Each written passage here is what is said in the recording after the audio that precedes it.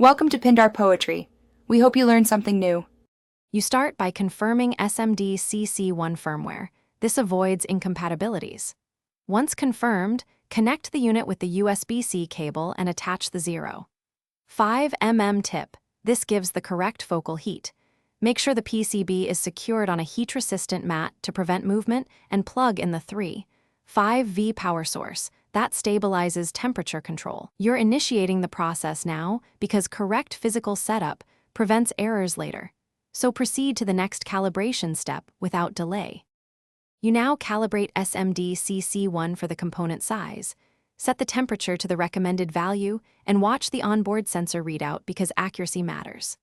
Once done, perform a quick test on a scrap board to verify heat transfer and solder wetting and observe how joints form. If solder doesn't flow, make small adjustments to dwell time and airflow.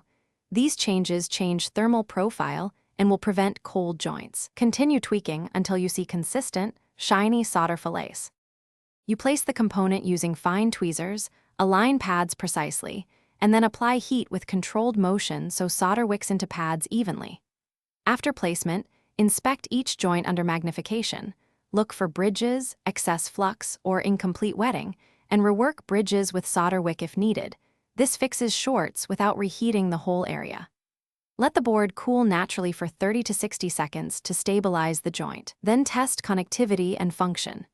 If heating fails, check tip contact and firmware as the primary troubleshooting tip.